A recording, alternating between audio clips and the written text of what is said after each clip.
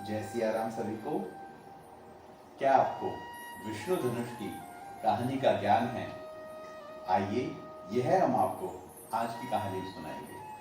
आज हम आपको वाल्मीकि रामायण के बालकांड के अध्याय 75 की कहानी सुनाएंगे। तो जब महाराज दशरथ अपने चारों पुत्रों के साथ, अपने पूरे परिवार के साथ वापस अयोध्या आ रहे थे अपने चारों पुत्रों के विवाह के बाद, तो रास्ते में उन्हें भगवान परशुराम मिलते हैं। भगवान परशुराम उनसे कहते हैं कि मैं उस राम से मिलना चाहता हूं जिसने शिव धनुष को तोड़ा है। जब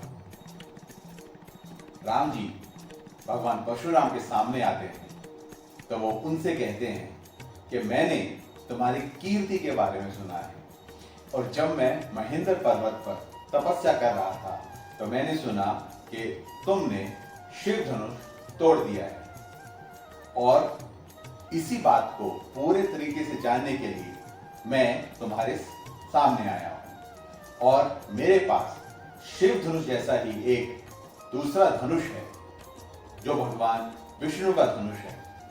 अगर तुमने सच में शिव धनुष तोड़ा है तो तुम विष्णु धनुष के ऊपर प्रतिज्ञा चढ़ाकर दिखाओ और इससे बाण चलाकर दिखाओ, और अगर तुमने ऐसा कर दिया तो मैं तुम्हें द्वंद्व युद्ध करने का अवसर प्रदान करूंगा। जब भगवान परशुराम राम जी से ये सब कह रहे थे तो महाराज दशरथ विचलित हो गए। वो भगवान परशुराम से कहते हैं कि हे भृगु के वंशज, हे जगदामिनी के पुत्र, तुमने एक बार नहीं 36 बार क्षत्रियों का नाश किया है, परंतु अब आप शस्त्र त्याग कर, जो कि आपने भगवान इंद्र से वचन दिया था कि मैं शस्त्र त्याग रहा हूं, और फिर महेंद्र पर्वत पर जाकर आप तपस्या कर रहे थे, तो शिव धनुष तोड़ने पर अब तुम मेरे पुत्र के साथ क्यों युद्ध करना चाहते हो? परंतु भगवान परशुराम ने महाराज दशरथ की बात को अनसुना कर दिया।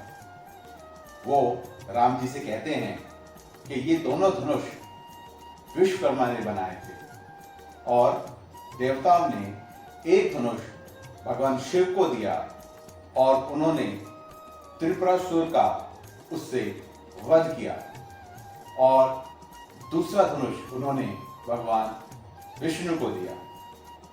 और एक बार जब सभी देवताओं ने ब्रह्मा से पूछा कि शिव में से और विष्णु में से कौन ज्यादा ताकतवर है, तो भगवान ब्रह्मा के उकसाने पर भगवान शिव में और भगवान विष्णु में एक भयंकर युद्ध छिड़ गया, और भगवान विष्णु की सिर्फ ओंकार से ही भगवान शिव और उनका धनुष सिद्ध हो गए। फिर सभी देवताओं ने उन दोनों की पूजा की और उनसे अनुरोध किया कि वो अपने युद्ध को आगे ना बढ़ाएं, और तब भगवान शिव ने ये धनुष मिथिला नरेश देवव्रत को भेंट में दिया, और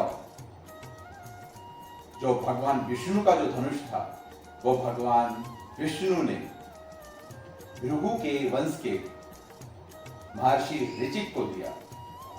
महर्षि ऋचिक से ये मेरे पिता जगदम्बनी के पास आया, जब एक बार मेरे पिता जगदम्बनी यज्ञ कर रहे थे, तो उस समय कीर्तिवीर अर्जुन ने आकर मेरे पिता का वध कर दिया, और फिर क्रोधित होकर मैंने एक बार नहीं 36 बार इस पूरी दुनिया से क्षत्रियों का नाश कर दिया।